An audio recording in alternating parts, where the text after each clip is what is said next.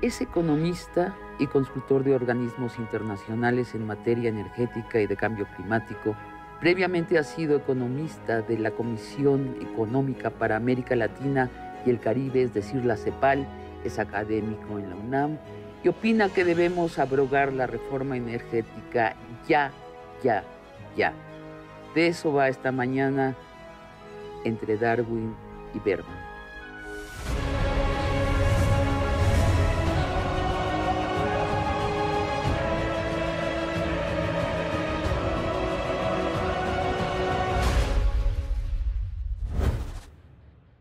Sergio Saldaña Zorrilla, dame 3 razones por las que debemos abrogar la reforma energética ya, ya, ya. Claro, Sabina. La que considero principal como economista es la renta petrolera.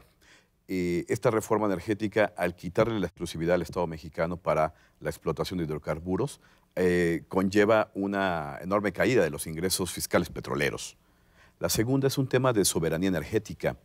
Mira, tú no puedes permitir que particulares, especialmente extranjeros, lleven tu sector energético, porque es estratégico, al igual que la defensa nacional. Tu soberanía en la defensa nacional, tu soberanía energética y tu soberanía alimentaria son fundamentales y no tienen precio.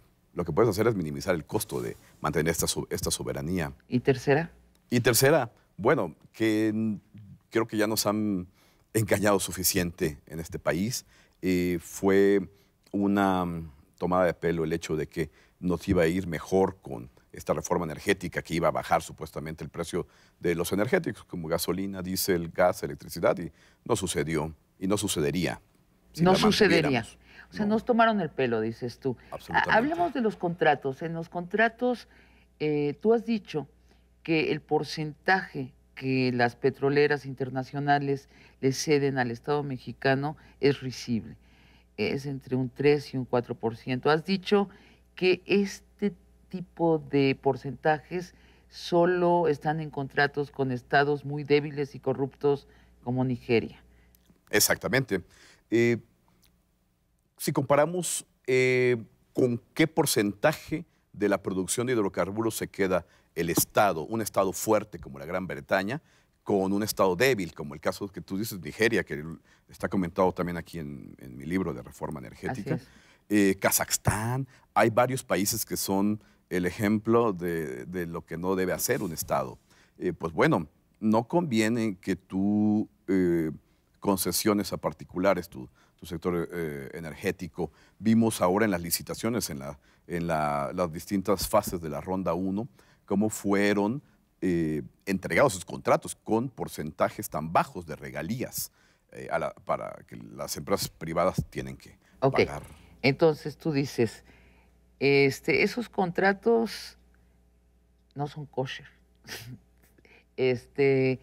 Tienen un porcentaje muy bajo que va al Estado mexicano. Perdemos nuestra soberanía energética, no bajaron las gasolinas como se prometió y además perdemos la renta que daba Pemex al Estado mexicano, que llegó a ser hasta el 60% del presupuesto.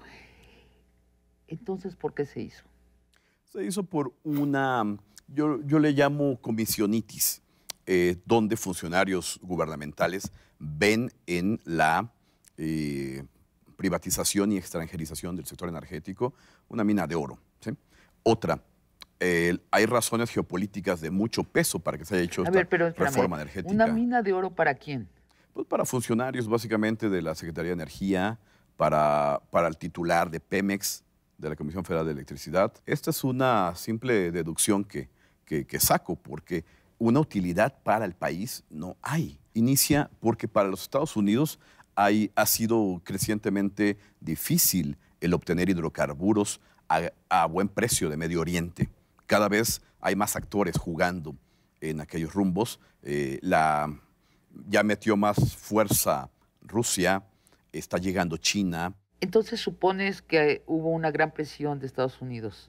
Hubo una gran presión de Estados Unidos. Es comprensible que los Estados Unidos necesiten ese abastecimiento de hidrocarburos y que vean por la cercanía y vecindad con México la oportunidad. Si México hubiera mostrado algo de resistencia, se notaría. Ahora te pregunto una cosa, Sergio. Dices hay que abrogar. ¿Hay un precedente de ventas de derechos de explotación de petróleo que se haya abrogado? Una reforma energética, contratos que se hayan firmado que fueron para atrás.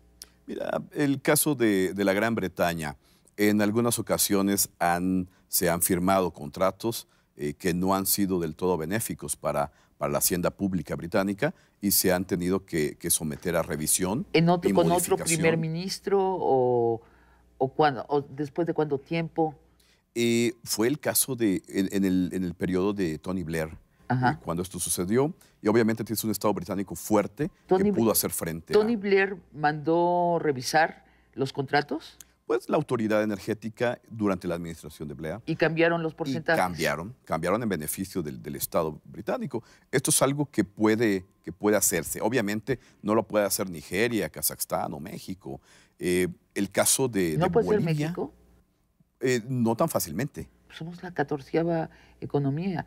Decía Andrés Manuel López Obrador que está dispuesto a irse a tribunales internacionales si es necesario, si es que los contratos son leoninos, es la expresión que usó.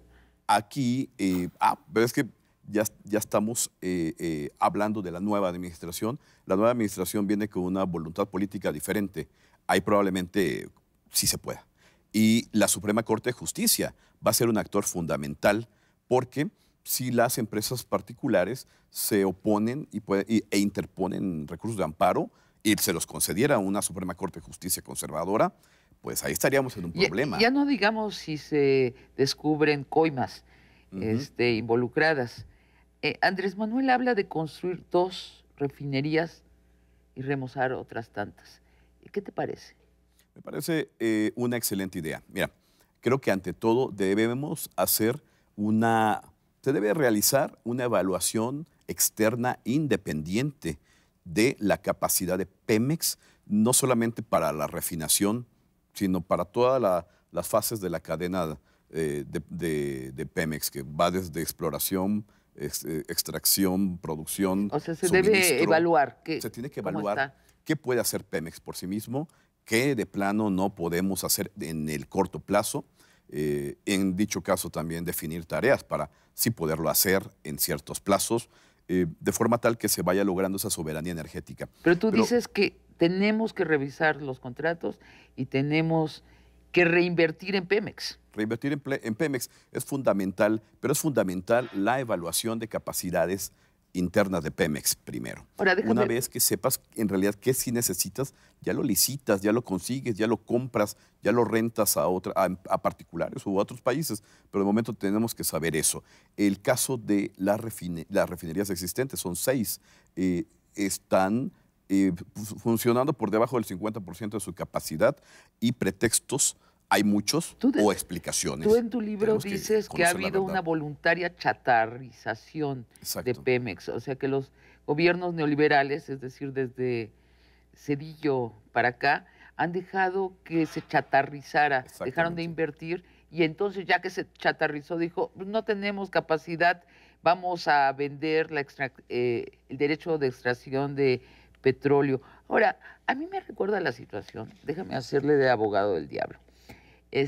A mí me recuerda la situación a lo que pasó cuando, en otra escala, lo que pasó cuando Sari Bermúdez, la presidenta de Conaculta, dijo que teníamos que invertir en crear una mega biblioteca en la Ciudad de México. Y se invirtieron muchos millones de dólares en crear esta biblioteca Vasconcelos.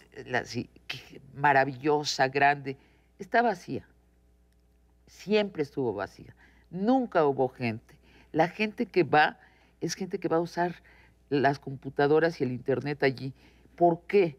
Porque se construyó precisamente en el periodo de transición de los libros a su versión digital. En el momento en que los libros están volviéndose digitales, México va e invierte una millonada de dólares en una biblioteca de libros de papel. No estamos haciendo lo mismo, estamos ya en el inicio de la transición a otras fuentes de energía más limpias, menos dañinas para la naturaleza. ¿Por qué invertir en la extracción de petróleo en 2018? Vea, fundamentalmente el reemplazo, la transición a energías renovables todavía va a tomar un buen tiempo. Tomemos en cuenta Pues que más a mi favor. va a tomar bastante tiempo. Recientemente la Unión Europea acaba Pero no de... deberíamos invertir en eso. Así es. Tenemos que hacer dos cosas. Primero, una estrategia de eficiencia energética. En este momento dependemos fuertemente de gasolina y diésel para el transporte de carga y de pasajeros. Sí. Cuando somos el cuarto país de mayor consumo de gasolina entre los países de la OECD, ¿sí? Entonces esto nos habla de que también México tiene una estructura muy cargada hacia el transporte de carga por trailers y por automóvil, para los pasajeros y autobús, cuando es, primero, sumamente contaminante, segundo, es altamente costoso en términos de dinero, es una ineficiencia enorme de la economía mexicana. Tenemos que transitar a renovables. Sin embargo, las renovables están subdesarrolladas en todo el mundo. Si tú ves la propia Unión Europea, hagamos las dos cosas. Hagamos Invertamos en Pemex, invertamos en energías limpias. Reduzcamos esa brecha que tenemos de tremenda importación, de un consumo altísimo de gasolinas y una producción decreciente de gasolinas. ¿Ya hablaste con Rocío Nale, que será la secretaria de Energía? Rocío Nale y yo fuimos asesores del Senado de la República durante la reforma energética.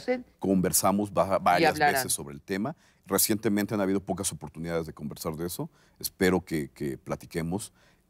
Porque sí, no se trata solamente de construir refinerías.